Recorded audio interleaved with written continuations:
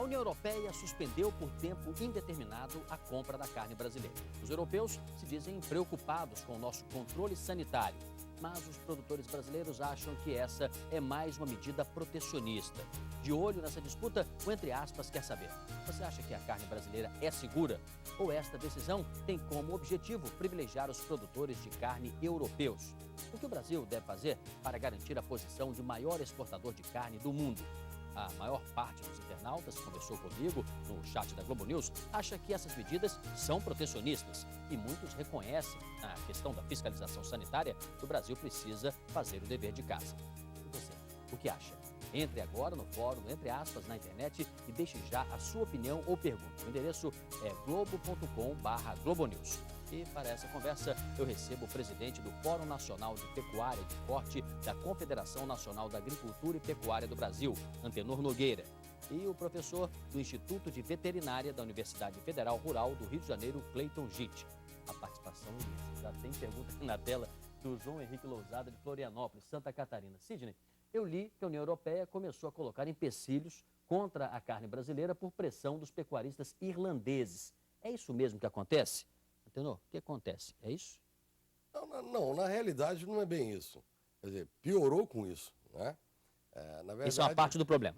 Na verdade, o sistema de rastreabilidade europeu, ele foi implantado desde 92 na União Europeia.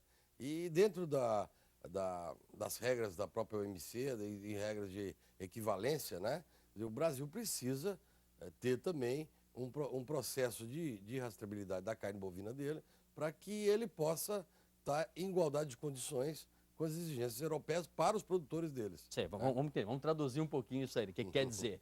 Eles agora estão fazendo essa série de exigências para comprar carne brasileira, porque é protecionismo, eles querem privilegiar os produtores deles próprios, os pecuaristas deles, isso está mais que comprovado, né? É isso. Tá mais comprovado. O problema é que eles não conseguem mais cobrir os custos de produção deles, né? Subsídio não dá para aumentar mais, porque teriam que aumentar impostos. Né? E o europeu não aguenta mais impostos. Né? Então, a única forma que tem é restringindo o mercado, por exemplo, para o Brasil, que representa 47% da carne que entra na União Europeia, né? E com isso ele vai fazer o quê? Vai fazer com que o consumidor europeu pague a conta do produtor europeu. Olha, Cleiton, eles dizem também que é preciso um controle sanitário, aí é a sua área, né? É preciso vacinação, preciso cuidar do gado, rastrear melhor onde o gado está, que pasto ele está comendo. Nós não estamos fazendo esse trabalho direito, não? Não, nós estamos fazendo. O Ministério da Agricultura, ele responde, né? Ele acompanha aquilo que acontece no mundo inteiro, ele atende às regras internacionais. Então, o mesmo padrão sanitário, as mesmas ações sanitárias que a gente faz aqui no Brasil, elas são feitas nos outros países. É claro que com a cada exigência, né, dos nossos compradores, nós praticamente temos que atender uma demanda, estamos trabalhando por demanda. Acaba da nova exigência, um novo trabalho, uma nova situação, e em todas as auditorias que a União Europeia e os outros comissários, né, das outras organizações têm feito aqui no Brasil, nós temos atendido essa demanda e todas as questões sanitárias. Temos atendido, eles estão sim. exigindo Não, agora. mas é o que eu queria falar. Eu queria complementar o que o professor Cleiton falou, é que nós recebemos um relatório da União Europeia... Quando? Ano passado? Agora, em dezembro, né? E nesse relatório a União Europeia é muito clara em dizer que o Brasil sanitariamente está perfeito, né? Então, não é questão sanitária. Vamos explicar para o assinante. A febre aftosa, ela não atinge a carne exportada. Não, e não atinge o ser humano também, né? Não tem vaca louca, não é isso? Não tem contaminação, não é isso? É isso aí. Então não tem nada disso. Aí eles deram um relatório. É um boi natural, que é um boi criado a pasto, né? Coisa que não acontece lá. Por exemplo, falou em irlandeses aí. É bom ser dito que a Irlanda, de 2003 para cá, já teve mais de 760 casos de vaca louca. Esse ano já teve um, comprovadamente em laboratório. E qual que é pior para o ser humano? Lógico. Não, mas deixa eu voltar. Você disse que eles mandaram um relatório dizendo que a situação estava regular. É isso aí. Só que agora estão dizendo que não há controle sanitário. Não. Qual o problema? Na realidade, o que o relatório diz é o seguinte, que o controle sanitário está perfeito, né? Mas que o Brasil deixou de fazer, de ter a sua rastreabilidade de acordo com as normas O que é europeias. isso, A rastreabilidade? rastreabilidade é o controle do nascimento à mesa do produtor do corte de carne. Quer dizer, o boi nasce, recebe uma identificação, essa identificação acompanha ele durante toda a vida, né? Chega no frigorífico, ele é abatido, aquela identificação vai naquele corte de carne e a dona de casa, ao comprar, vê qual que é A origem. dele. Eles têm condição de saber aonde esse animal esteve, né? É o controle do trânsito do animal. É isso aí. Aonde esse animal esteve, quando, como, É isso aí. aonde, né? Então, o que isso significa? Hoje a exigência é de que esse animal ele esteja pelo menos há 40 dias na mesma propriedade, É isso aí. né? E pelo menos há 90 dias na numa zona zona habilitada. livre de febre aftosa. Quem acompanha né? é um veterinário, é um conselho, Não. tem É o auditoria, serviço, é o Serviço Oficial de Defesa Sanitária que faz o controle desse trânsito através das guias de trânsito e através da rastreabilidade, se ela estivesse implantada, né, no rebanho nacional, ou pelo menos no rebanho exportador, o de maior importância. Mas, teoricamente, é um trabalho que é razoável se fazer. Eles cadastraram o quê? 300 fazendas brasileiras, embora nós tenhamos muito mais fazendas com condições de exportar, não é isso? Quanto nós temos? Não, na realidade, hoje você tem, dentro do sistema Sisbov, que é o sistema de controle dos bovinos e bubalinos brasileiros, nós temos hoje mais de 8 mil propriedades. Mais de 8 mil. Só 300 estão cadastradas, não é isso? Não é 300. Cadastradas estão 8 mil. Né? Mas quantas O que eles autorizadas para exportar? eles não, na realidade é o seguinte, isso é a briga, né? Eles querem autorizar só 300. Ah, sim. Tá? Eles querem autorizar só 300. Entendo. Quer dizer, 300 e nada para um país desse, que produz o volume de gado que produz. Agora, é Mas caro aí- rastrear? É Porque caro. se eles dizem, tem que fazer, supondo que nós não estejamos fazendo. Claro, pode ter os interesses, nós sabemos que tem, de protecionismo e tal. Mas é caro fazer isso? Tem toda uma infraestrutura de equipamento, né, não só no animal, mas de um equipamento de acompanhamento, de informática e etc., que você tem que utilizar para fazer ou para participar do sistema de rastreamento. Ele é caro? Ele é um pouco mais caro, mas hoje em dia a gente tem condições de atender. Tem equipamento nacional para isso? Temos, hoje nós temos o Brasil, nós temos diversas empresas que fazem a entrada, né, a introdução desse produtor no sistema de rastreabilidade. Agora, vejam vocês, e é muito natural que seja assim, né, como o consumidor pensa, né? Ele está acompanhando aqui a nossa conversa, mas ele fica imaginando no prato dele como é que vai ficar, né? A Regina Silva, de São Paulo, ela diz, até quando essa situação se manterá? Isso pode vir a se tornar uma crise no mercado brasileiro? A carne pode ficar mais barata para nós ou mais cara por conta dessa relação, não? Não é bem assim que funciona o mercado, né? Na realidade, assim, quando a gente fala assim, a União Europeia compra 3% do que produz o Brasil, mas ela não compra 3% dos bois inteira, né? Ela compra alguns cortes, né? E a preferência da União Europeia é filé contra filé, que são cortes que têm preferência no mundo inteiro, até aqui no falar Brasil. De maneira bem popular, é a parte traseira do A traseira do gado, não é isso? é a parte nobre do boi, né? A parte dianteira é vendida no mercado brasileiro. Não, negativo. Não? Os países do Oriente Médio, os países do leste europeu são os grandes compradores da carne dianteira nossa, né? Sim, mas se a União Europeia diz, eu não vou comprar carne de vocês por conta disso ou daquilo, essa carne vai para onde? Vai para o mercado interno? Pode ir para o mercado interno. Então a carne vai pode... ficar barata. Mais barata. Eu não digo assim, porque acontece que você não pode medir o preço do boi, da queda do boi, pelo um corte ou 2 cortes, entendeu? Me ajuda aí, porque o homem que é dono do gado não está querendo baixar o preço da carne. Me explica isso aí, como é que é? Não, eu acho que a partir do momento que, igual nós tivemos na crise da febre aftosa, onde nós tivemos o embargo, então nós deixamos de exportar, deixamos de abater, não de abater, mas de exportar um grande quantitativo de carne. Né? Então, naquele momento, nós tivemos uma sobra um pouco maior no mercado interno, que eu lembro que os preços estabilizaram. Então, por um período curto, o mercado ele para até ele se ajustar novamente à nova demanda, à nova adequação. Para responder a Regina, ninguém sabe até quando essa situação se manterá, porque vai depender de negociação. E além disso, eu acho o seguinte, depende de fase. Aquela fase era uma fase, hoje é outra fase. Hoje o Brasil nesse momento, não tem oferta de boi, né? Não tem boi. Nós tivemos problema de seca nas regiões produtoras, nós tivemos problema de um abate excessivo de fêmeas, nós tivemos, quer dizer, enfim, nós tivemos uma série de fatores que contribuíram para que não houvesse oferta agora, não é verdade? Então, essa falta de oferta pode segurar também o preço do boi. Os frigoríficos caíram os preços do início de semana para cá, mas não compraram também nada. Só para o assinante entender também, só para você ter uma ideia, você que está em casa, o Brasil tem uma relação com a União Europeia que está na casa aí de 1 bilhão e 200, às vezes até vai até 1 bilhão e 400, quando a coisa está boa, de dólares, né, de negociação. Se essa carne não for para lá, uma parte vem para cá. A outra vai para onde? Para a China?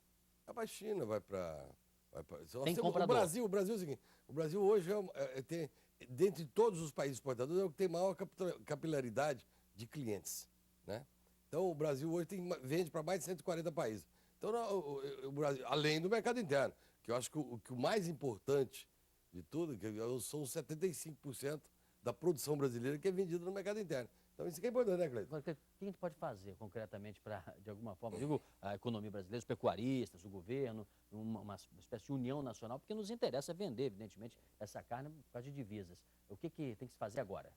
Eu acho que esse é o grande jogo político, é aquela história, né? Estamos jogando uma grande partida de xadrez, onde cada um vai defender o seu território, vai defender o seu interesse.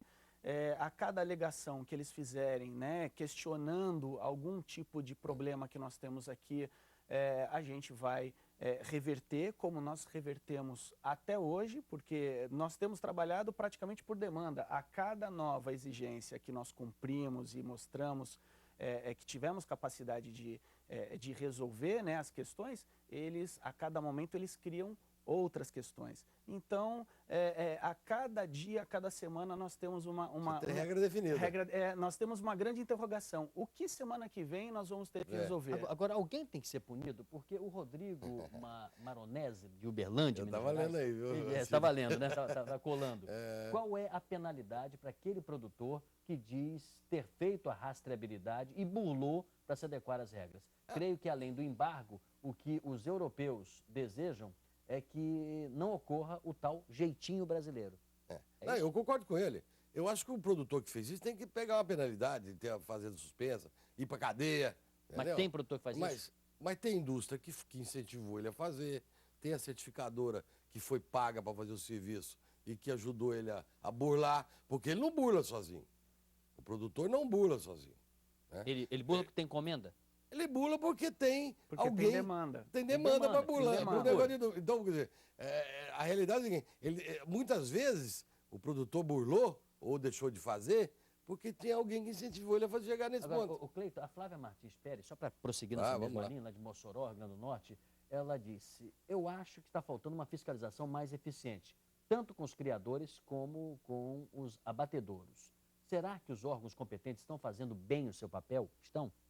Olha, eles trabalham de maneira contínua, né? A gente acompanha isso, os órgãos de defesa sanitária, eles têm uma demanda gigantesca de trabalho, porque a gente tem que entender que não existe só febre aftosa. Não é só bovino também, né? Não existe só bovino, né? Quem faz defesa sanitária, quem faz fiscalização, trabalha com 11, 12 programas sanitários.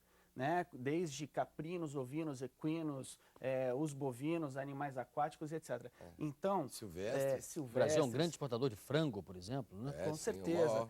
Então, nós temos quantidade de pessoal, quantitativo de pessoal suficiente para trabalhar? Não, nós não temos. A cada ano que passa, em todos os setores, nós estamos aumentando a produção, a produtividade, a demanda para o serviço. Mas como também acontece, a cada ano que passa, nós temos, a cada fase, né, nós temos tido concursos, uma absorção maior de profissionais veterinários, agrônomos, etc., né, nos serviços de defesa, porque eles estão sendo cada dia mais exigidos. Né? Isso não é só por uma demanda, aliás, é por uma demanda nacional, uma demanda de produção, mas isso também, muitas vezes, é uma exigência e é um questionamento dos órgãos da própria União Europeia, etc., que nós tenhamos um sistema de defesa sanitário adequado, instituído e trabalhando. Olha, Cleiton, Né? deixa eu voltar ao início daquela nossa conversa, porque ficou uma coisa que está na minha cabeça que eu quero tirar essa dúvida. Os europeus podem estar também fazendo essa pressão porque eles querem um preço mais baixo? Não, eu acho que Não. não. Acho que é o contrário, eles querem um preço mais alto. Não, digo um preço para eles pagarem, eles querem pagar menos da nossa carne. Não? Isso é automático. Se eles valorizarem a carne para os produtores europeus, ele puxa para cima todos os outros fornecedores. Né? Se o Brasil E a carne deles não é boa em comparação à nossa, não é? Não. A nossa é melhor qualidade. É diferente, né? É muito diferente. O tipo de gado é completamente diferente. O nosso é o gado indiano e o deles é um gado, um boi O taurino. Nelore aqui, por exemplo, é indiano, é da Índia, é origem da Índia. E no caso deles é um boi taurino que são raças europeias. Né? Então, só para explicar, a sua explicação deve ser melhor, talvez, do Cleiton, a diferença de carne é até no sabor mesmo. Um tem mais gordura, outro tem menos gordura, Não, isso? Uma é mais dura, outra mais macia. O boi, por exemplo, se o pessoal reparar, a dona de casa, e vai conhecer perfeitamente, que o boi europeu, ele entremeia a gordura, né? Tem muita gordura. Marmoriza, o que a gente chama de marmorização. Mais texturizada, marmorizada. A gordura está no meio, nas fibras na carne. da carne. O zebu não. O zebu, você viu a carne, a gordura é periférica, é zebu. A gordura é separada. Completamente. Só a grosso modo, a picanha, por exemplo. É separado. É uma diferença, é separado. É isso Né? aí. Você tira a gordura, É isso aí. você corta a gordura. Isso. Então, isso é o seguinte, hoje, inclusive, o zebu se torna, até para efeito de colesterol, outras doenças Preferida. Preferida. Né? Bom, Preferida. você acha também que não está por trás só do preço, não, para pagar menos? Olha, o que está por trás, só eles sabem, né? Porque é aquela história briga pelo mercado. Se eu quero comprar, né? Aliás, eu quero vender meu carro, eu vou valorizar o meu carro Para vender o mais, né? Para vender o mais. Só que eu olho de um jeito, você olha de outro. Então, a gente sabe que a questão toda ela é muito política. O Brasil, a vida inteira, ele foi, eu costumo dizer, né? Ele foi pedra, ele era pequeno e galgou passo a passo o seu lugar no mercado. Hoje, ele é um grande produtor, hoje ele virou vidraça. E está todo mundo jogando pedra no Brasil. Você sabe que muitos internautas perguntaram para mim o seguinte, mas olha, se havia uma negociação, se nós estamos vendendo carnes, né? Para todos os tipos para os europeus. E de repente eles dizem, não vou comprar mais. Não tem punição, não tem um órgão que regule isso, não tem ninguém que faça um papel do árbitro. Quem é que faz? Só que aí que está o problema. Né? Eles não deram por escrito um documento ao Brasil que está embargado. O que eles estão querendo? Eles estão querendo fazer um embargo branco aí. Eu vou aceitar 300 fazendas. Quer dizer, o Brasil não pode aceitar as 300 fazendas. Porque o governo que não deve aceitar com seus representantes? O governo não deve, não pode aceitar. É o Ministério da Agricultura e o Ministério das Relações Exteriores. Isso aí, não pode aceitar. Isso é um absurdo aceitar um negócio desse. Né? Eles deram uma regra para o Brasil cumprir, 8.000 fazendas cumpriram essa regra e as 8.000 têm que ser credenciadas para exportação. Segundo as regras da própria União Europeia, nós conseguimos sanitariamente comprovar e nos adequar às exigências deles. Então, 300 não é nada. Nós conseguimos num número muito maior de propriedades. Então, só que eles não aceitam. Só vou te dar um dado. 300 fazendas, a média brasileira, por levantamento nosso, é 400 animais por fazenda. 300 fazendas dá 120 mil animais de abate. 120 mil animais não dá um container de filé para eles, pô. Olha, essa pergunta aqui do Carlos Paiva Júnior é uma pergunta danada, vem lá de Salvador, na Bahia, né? As fazendas brasileiras estão prontas para a inspeção dos técnicos da União Europeia, que ocorrerá em breve? Com certeza. Estão prontas? Com certeza. Todas as fazendas, elas estão sendo vistoriadas durante o ano todo. Pelo Ministério da Agricultura e pelas agências de defesa estaduais. Né?